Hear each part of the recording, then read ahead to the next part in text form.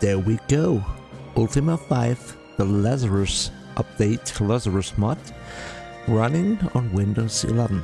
This took quite some time to get to work because the mod has last been updated in, I think, 2010 is what it said. First of all, I had to find a website to actually download the mod because a lot of the download pages that are listed on the Lazarus page are not working anymore. I actually found two sites which had the mod for download, and make sure to back up that mod now, just in case I want to install this again in the future. So I'll always have the final and most recent version ready. So what did I have to do? I downloaded Dungeon Siege 1, the Steam version. I think there's only one version of Dungeon Siege available. I guess it's the final version. And I bought that for a couple of bucks. I downloaded it. And then I downloaded the mod, the Lazarus mod, and installed it. You can install it in any folder that you like. But the most important thing is that you actually have to set the file path correctly. So what I did is I installed the mod. I had a desktop icon. I did a right click on that, chose properties, and then I did follow a guide to actually set the file paths correctly. You have to set them so they point towards your Lazarus folder. They don't by default. And then I had one other problem, is I tried to start the game and it would always freeze on the character editor window. And in order to fix that, there was always like a pop-up about a compatibility problem. And of course I know how to use the compatibility mode, and I did, setting it to a Windows 7, and still that window came up. And eventually I used the compatibility assistant mode that Windows 11 has, and then again set it to Windows 7 with other right click, and now it seems to be working. So let's take a quick look at what the game looks like with the Lazarus mod. So this is what you need to do, is you need to get yourself a copy of Dungeon Siege. I'm using the Steam version because it's most convenient. I don't know if you still can buy old CDs with Dungeon Siege on it. GOG.com has Dungeon Siege as well. Shouldn't be too expensive. You download that, you Google for the mod, the Lazarus mod, for a download page. Download it. My antivirus program didn't give me any issues with the mod. And so let us start a new game. There we go. You can pick a different portrait, like this one. Let's change our name. And I really love this, you know, the music. So let's journey onwards. And here is our character creator, if you want to call it that, the famous fortune teller, asking you these questions. So far from your mind, while strolling through the nearby woods, and is the rumor of a mysterious gypsy wagon that some claim to have seen. But then you see the colorful wagon sitting in the valley below. Strangely, you find yourself drawn to the wagon. As you approach, a woman's voice from inside says, "Enter, or seeker." I love that those cards have the icon of the virtues and the principles. So, upon entering, you find an old gypsy sitting in a curtained room. In front of her is a table upon which sit two incense bowls. The ancient gypsy smiles as she says, "We've been waiting a long time, but at last you have come. Sit here, and I shall read the path of your future." She throws some powder into the bowls that causes a thick blue smoke to boil upward from them. Staring into the smoke, she says, "Let us begin the casting." And by the way, before I start, I'm recording this with OBS, and OBS really has some issues. It can't find the game window. I guess because it's Dungeon Siege running with that Lazarus mod, so OBS simply cannot find the window, the game window, so I can't record with that mode. I'm recording the actual screen output, and that covers only about a third of the screen, so I'll have to change that in my editing software, so I hope this will look okay to you. It's another issue that happens, but then again, I'm really happy to have that 13-year-old mod running now. It seems to be working. So, though and their friends are valiant but penniless warriors, they'll both go out to slay a mighty dragon. Though their friends think he slew it, though actually did. When asked, truthfully claim the gold, allow thy friend the large reward. So let's go for this one. A local bully pushes for a fight. Valiantly trounce the rogue or decline, knowing in thy spirit that no lasting good will come of it. Unwitnessed, though has slain a great dragon in self-defense, a poor warrior claims the offered reward. Justly step forward to claim the reward, or humbly go about life secure in thy self-esteem. Thou art sworn to uphold a lord who participates in the forbidden torture of prisoners. Each night, the cries of pain reach thee. Show compassion by reporting the deeds, or honor thy oath and ignore the deeds. This is really... yeah. Thou hast been sent to secure a needed treaty with a distant lord. Thy house is agreeable to the proposal, but insults thy county at dinner. Entrusted to deliver an uncounted purse of gold, thou dost meet the poor beggar. Deliver the gold, knowing the trust that he was well placed, or give the beggar a coin, knowing it won't be missed. Thou hast been prohibited by thy absent lord from joining thy friends in a close-pitched battle. Refrain so they may honestly claim obedience, or show valor, aid thy comrades, knowing thou will deny it later. So be it, says the gypsy. And here we go. Thus began the quest, as chronicled in Ultima IV. To defeat of the Triad of Evil, marking the end of the 3 ages of darkness, the lands of Britannia entered a new age of enlightenment. A champion was near to show the people of Britannia the long-neglected path to virtue. You were chosen to be this champion. Heroically did you grow strong in the ways of the 8 virtues: honesty, compassion, valor, justice, sacrifice, honor, spirituality, and humility. You can actually watch that in my Let's Play of Ultima 4, which I'm currently doing. I'm on episode 55, I think. So, by many great deeds, and I did a lot of mess-ups as well, you know, did you gain understanding of truth, love, and courage, thus becoming the first mortal to set eye upon the codex of ultimate wisdom. Upon completing your heroic quest, having shown the landsmen of Britannia the way of the Avatar, you return to your world, an avatar in your own right. The summoning. From nowhere, a smoky wisp of cloud begins to form in the clear moonlit sky. In a few short moments, the sky is filled with dark, ominous clouds that completely block the moon's pale light. Your bedroom is bathed in quiet darkness as you lie sleeping lightly. Man, I love the graphic compared to the original, and I love the music. I mean, this is not like authentic or anything, but it's a beautiful remake, I think. Something rouses you and your eyes opens sleepily, to be met by a soft blue glow reflecting from the wall. Slowly, you turn your head until you can see the source of the light. You take a quick breath as you see that the light is emanating from a shimmering circle suspended over your bed. As you look at the light, a darkening begins to appear in its center. The darkening gradually materializes into a form you suddenly recognize as the Codex of Ultimate Wisdom. Getting goosebumps from the music, I have to say.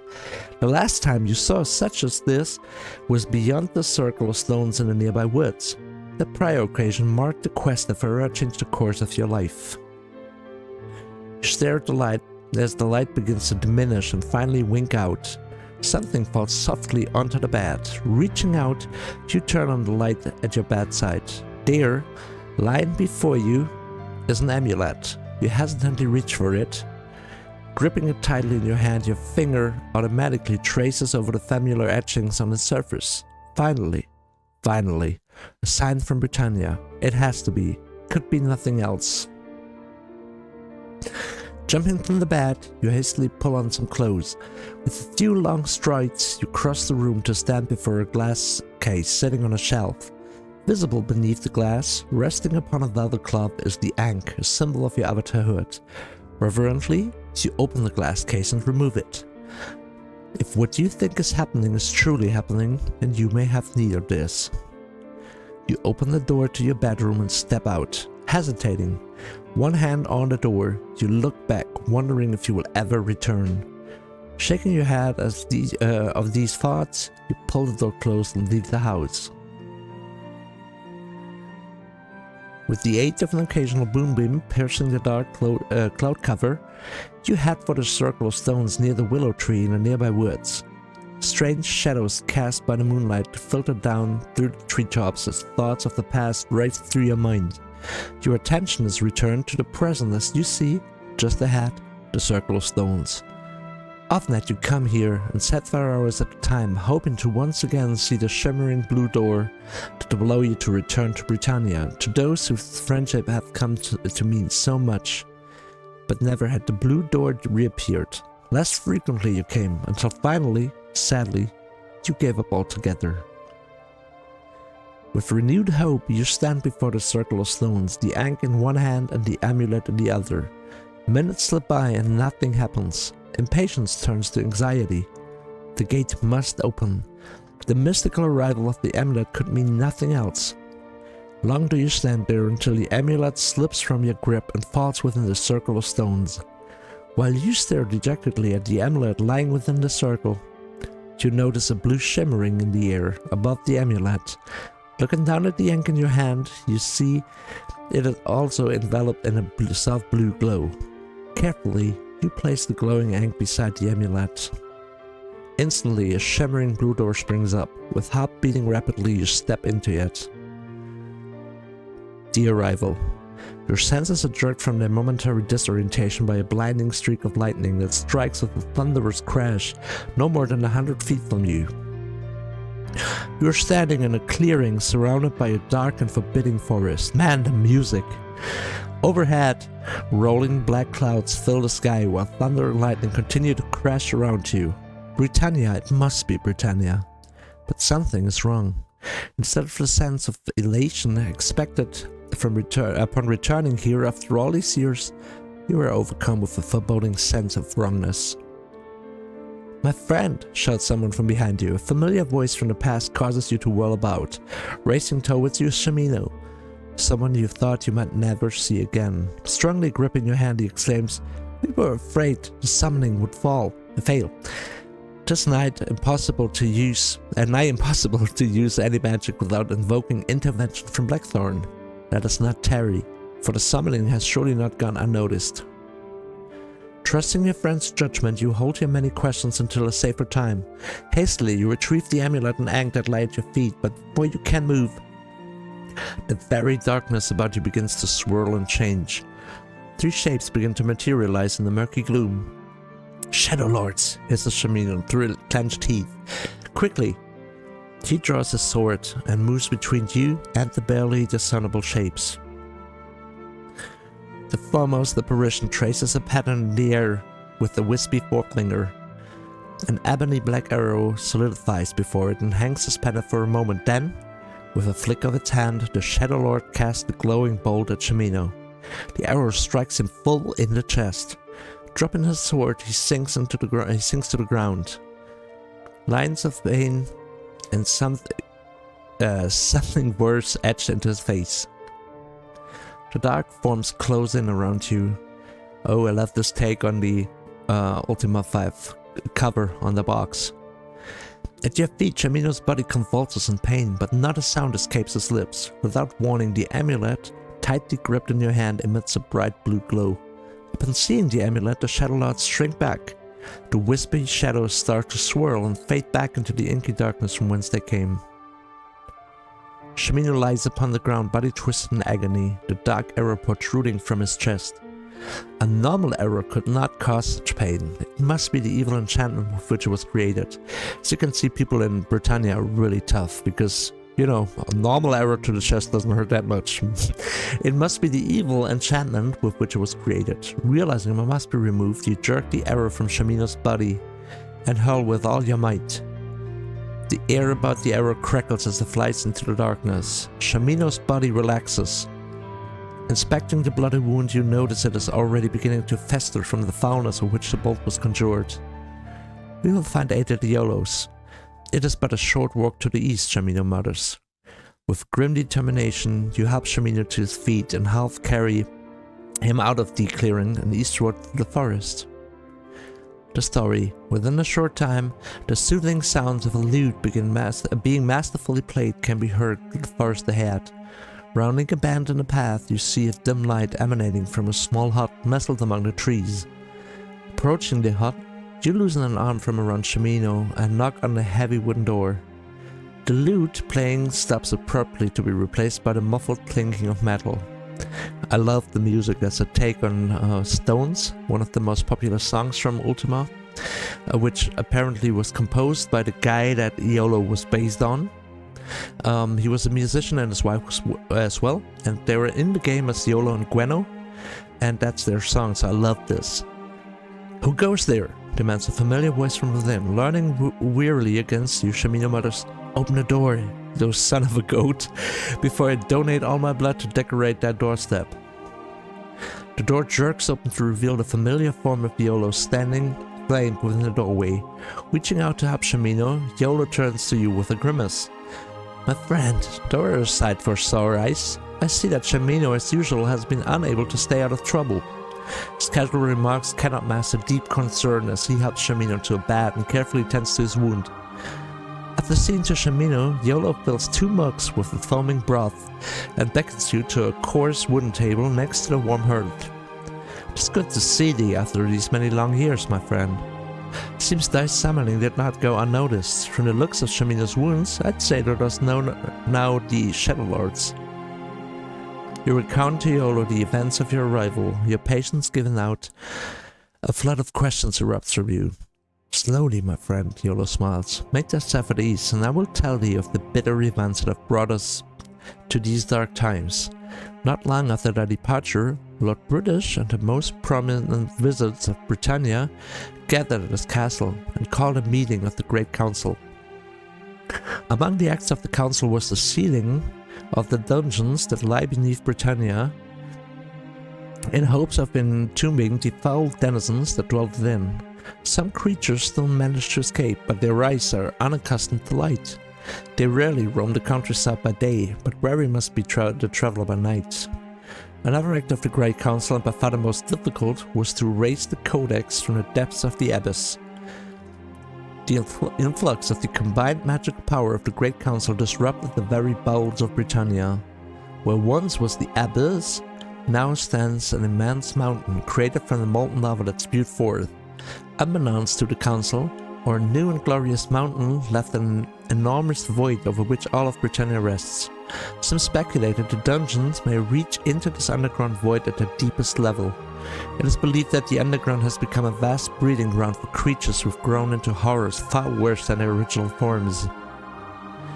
A band of adventurers chanced upon a tunnel beneath the river that flows through Spiritwood, where one of these caverns collapsed, opening the passage to the underworld. They returned, weary and bewildered, with tales of creatures that mount the dark air and others that shake the ground.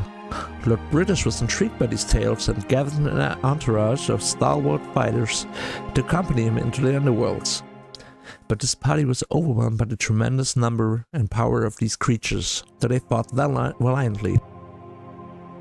Panic erupted throughout Britannia when the sole survivor of the expedition returned with a small parchment upon which was recorded the dread tale of their journey.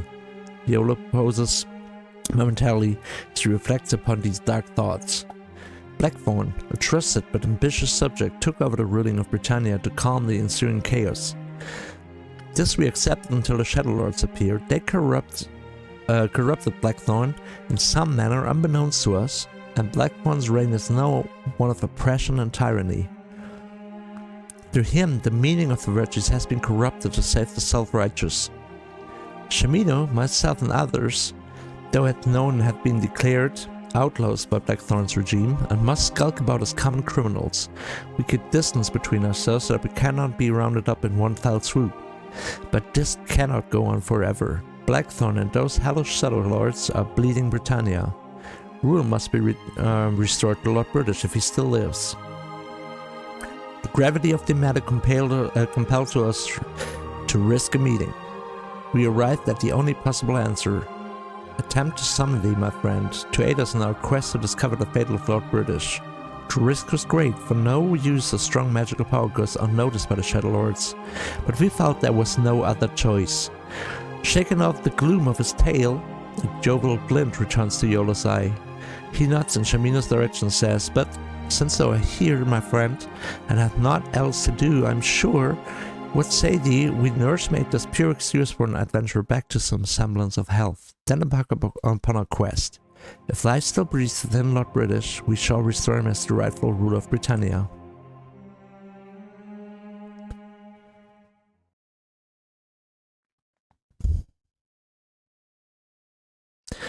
And here we go. This is what the game looks like. The auto-saving. Just give me a moment. Oh, okay. Iolo clears his throat. Might I suggest going to Britain? Gwenna would be happy to join our company, and Castle Britannia would be a good place to begin our search for the British. Follow the southern road away from my hut. It will head southeast around the base of the Serpent Spine. Do not head up into the mountains, though. We are not ready yet. Shamino winces. Could we not start with somewhere a bit closer? Not to put down their talents with a roll of bandages and a poultice, Iolo, but I could really use the attention of a true healer. I believe there's one in the Empath Abbey. Just take the western exit from Iolo's property, follow the path, and then head north when they'll see the sign. They will eventually come across two lampposts. The Empath Abbey will be to the left. Okay, so we go west, north, and then left. We may find Julia at the Abbey. Yay, Julia. And if they're of mind, Elric, Dokans follow the road north and east to the city of Dew afterwards, either to see the High Courts or use the Moongate. Dew? Don't head straight into the Dragon's Maw? Shamino sighs, but nods to you.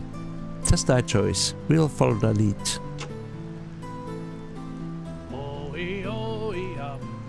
Twill be done. Wow, love the voice acting there. It's a nice little detail. Twill be done. Ah, okay. Just give me a moment. So I can move freely. Correct, move anywhere to pursue. Attack freely, target closest. Cool, I can put up different formations, which is nice. Can I? Shamino. He's got really low health. Got some yellow potion, Sanct Scroll. I am the avatar, it's my role. Here's the map. Loving that. So Britannia is southeast. Oh, that should be you. Okay, we'll find a way around. And Iolo, of course, is a bard. Should really... Don't I have like a potion or something? Don't remember what the yellow potion does. Let's just play around a little bit, shall we? Oh yeah, of course. Right. Yellow was the healing potion. So... Really like the look of this. Love the music. I really should consider, when I do my Ultima V Let's Play, to do it with this version. I mean, I heard they really rewrote the... Oops. Oh, we could comment here. Nice! That orc. They changed the dialogue quite a bit. And they also, I think, made it a bit more difficult, I think. They changed some game mechanics. But then again, you know, just looks nice, and it would be... I've never seen this version, this mod, the game. And even though it's been quite some time since I played Ultima V, the original, it might be worthwhile to actually try this one, or actually do both at some point. Yeah, I mean, I really, really do like this. So let's see if I can reach Britannia.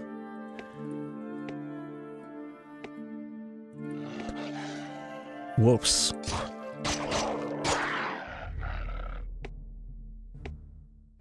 Really, really nice. Did a great job with the music. And I mean, of course, like for 2023, this, you know, looks a bit old school, but still, I mean, compared to the original, this could be a great way to play the game. I really should consider doing so. Okay. Still well on guard. So, forgive me, it's no concern of thine.